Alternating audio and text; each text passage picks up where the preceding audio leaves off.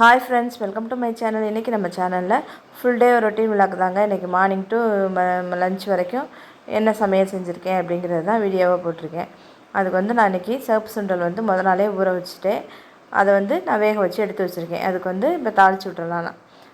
பட்டை, பிரியாணி இலை போட்டு சோம்பு போட்டு பொரிஞ்சதுக்கப்புறம் வெங்காயம், பெரிய வெங்காயம் தான் நைஸாக கட் பண்ணி சேர்த்துருக்கேன். அதையும் நல்லா வதக்கினதுக்கப்புறம் ஒரு தக்காளி இப்போ சேர்த்துக்கிறேன். இதில் ஒரே ஒரு தக்காளி தான் சேர்த்துருக்கேன். அதை நைஸாக கட் பண்ணி சேர்த்துட்டு தக்காளி வதங்கிறதுக்கு கொஞ்சம் கல்லுப்பு போட்டு வதக்கிடணும். வதக்கிட்டோம்னா தக்காளி நல்லா வதங்கிடும். அதே மாதிரி சுண்டல் வந்து உடம்புக்கு அவ்வளோ நல்லதுங்க. நம்ம வாரத்தில் ஒரு நாளாவது நம்ம இந்த சுண்டல் வச்சு சாப்பிடணும். நம்ம இந்த மாதிரி குழம்பாவோ இல்லை இந்த மாதிரி நான் இன்றைக்கி வந்து சைடிஷாக தான் வச்சுருக்கேன். தேங்காய் எதுவுமே சேர்க்காமல் வச்சுருக்கேன். சூப்பராக இருக்குங்க. இந்த மாதிரி வச்சு பாருங்கள். இந்த மாதிரி வேக வச்ச சுண்டலையும் தக்காளி நல்லா வதங்கினதுக்கப்புறம் வேக வச்ச சுண்டலையும் அதில் சேர்த்துட்டு நல்லா மிக்ஸ் பண்ணிவிட்டு நம்ம வந்து மசாலா ஐட்டம்ஸ்லாம் போட்டுடலாம்.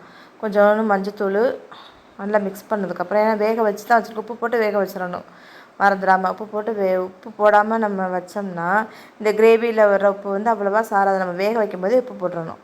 இதுக்கு வந்து கொஞ்சம் மஞ்சத்தூள், ஒரு 1.25 ஸ்பூன் மிளகாத்தூள், ஒரு 1.5 ஸ்பூன் மல்லித்தூள் போட்டு நல்லா மிக்ஸ் பண்ணிவிட்டு கொஞ்சமாக தண்ணி ஊற்றி நம்ம எல்லாம் சேர்ந்து வேக வைக்கணும். அவ்வளோதான்.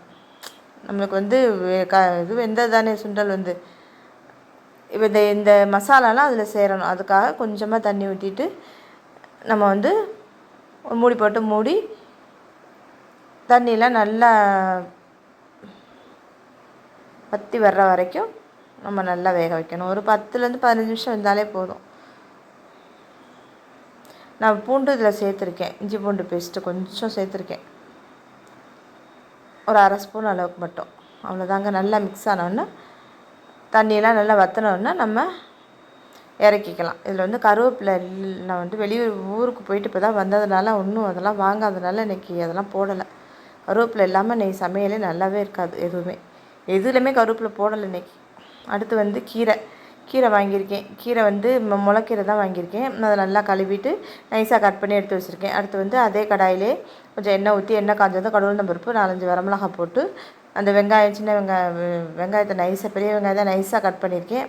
அதையும் போட்டுட்டு இந்த கீரையை கட் பண்ணி அதில் சேர்த்துட்டு நல்லா நம்ம மிக்ஸ் பண்ணிவிட்டு மூடி வேக வைக்க வேண்டியதான். மூடி போடாமலும் வெந்துடும். மூடி போட்டால் கலர் மாறிடும் அப்படின்னு சொல்கிறாங்க. அது எப்படின்னு எனக்கு தெரியல. நான் ஒரு 5 நிமிஷமாவது மூடி போட்டு மூடி வேக வச்சா தான் எனக்கு கீரை வெந்த மாதிரி தெரியும். அதனால் ஒரு 5 நிமிஷம் மட்டும் வேக வச்சுட்டு அந்த தண்ணி வற்றினோடனே நம்ம வந்து இறக்க வேண்டியதான். இதில் எனக்கு எப்போவுமே கீரை வந்து பருப்பு போட்டு கூட்டு வச்சா தான் நல்லாயிருக்கும். ஆனால் இன்றைக்கி 2 வெஞ்சனம் வச்சாச்சு. கொண்டக்கடலை வச்சாச்சு. கொண்டக்கடலை மட்டும்தான் எங்களோட பிள்ளையை சாப்பிடுங்க. இந்த கீரையே சாப்பிடாது. இதில் நான் பருப்பு போட்டு வச்சேன்னா வீணாக போயிடும். அதனால் நான் இன்றைக்கி வந்து வேறு வழி இல்லாமல் பொரிக்கிறேன். பொரிச்சிட்டு நல்லா கீரை வந்து ஒரு 50-60% வெந்ததுக்கப்புறம் உப்பு போட்டுக்கணும். உப்பு எல்லாம் போட்டு அந்த தண்ணி லேசாக தண்ணி தெளித்து தான் நம்ம வதக்கணும். நல்லா வதங்கி வந்ததுக்கப்புறம் ஒரு 2 ஸ்பூன் அளவுக்கு தேங்காய் துருவல், கண்டிப்பாக தேங்காய் துருவல் போட்டு தான் செய்யணும். இல்லைன்னா வெறும் கீரையை சாப்பிட நல்லா இருக்காது. பருப்பு போட்டு செஞ்சால் தான் அதுக்கு கீரைக்கே ஒரு தனி டேஸ்ட்டு. நான் இன்றைக்கி பருப்பு போட்டு செய்யாமல் இந்த மாதிரி செஞ்சுட்டேன். இப்போ இது ரெண்டுக்கும் காம்பினேஷனாக நான் என்ன வச்சுருக்கேன்னா மோர் குழம்பு தான் வைக்க போகிறேன். சட்டுன்னு இன்ஸ்டன்ட் மோர் குழம்பு மாதிரி இது. நாங்கள் எப்போவுமே மோர் அப்படி தான் சாப்பிட்றது. எப்படின்னா இந்த சட்டியில் எண்ணெய் ஊற்றி கடுகு பருப்பு, வரமிளகா, வெங்காயம், தக்காளி எல்லாம் நைஸாக கட் பண்ணி சேர்த்துட்டு கொஞ்சம் மஞ்சத்தூள், மிளகாத்தூள் எல்லாத்துலேயும் ஒரு பிஞ்சு அளவு கொஞ்சம் 1/4 ஸ்பூன் போட்டு நல்லா மிக்ஸ் பண்ணிவிட்டு தேவையான அளவு உப்பும் போட்டுட்டு அதை ஆற விட்டு அதில் மோரை ஊற்றி கலந்துருவேன். அவ்வளோதான். கருவேப்பிலை போடணும் கண்டிப்பாக.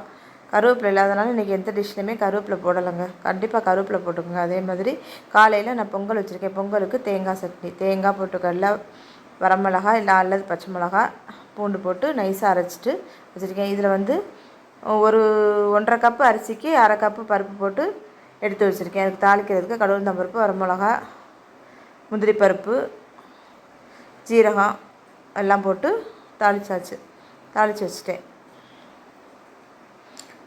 அதுக்கப்புறம் தேங்காய் சட்னிக்கு கடுகு பருப்பு போட்டு தாளித்து வரமிளகா போட்டு தாளித்து எடுத்தாச்சு.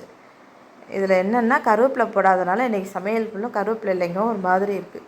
வேறு ஒன்றும் நைட்டு போட்ட சப்பாத்தி மிச்சம் இருக்கிறதுனால சப்பாத்திக்கு கொஞ்சமாக பொங்கல் போட்டு 1 டம்ளர் தான் போட்டிருக்கேன் பொங்கல். அதுக்கு 2க்கும் சேர்த்து காம்பினேஷனுக்கு தேங்காய் சட்னி வச்சுட்டேன். சாதம் வச்சாச்சு. கீரை, கொண்டக்கடலை குருமா, மோர் குழம்பு எல்லாம் அது ஆறினோன்னா மோரை நம்ம ஊற்றிட்டு மிக்சியில் அடிச்சுட்டு நம்ம ஊற்றணும். ஊற்றி தேவையான அளவு உப்பு போட்டு நம்ம அந்த மாதிரி காரக்குழம்பு வைக்காமல் எதுவும் வைக்காமல் ஒரு பெரட்டல் சுண்டல், அதனால் இந்த மாதிரி மெத்தடில் வச்சுட்டேன்.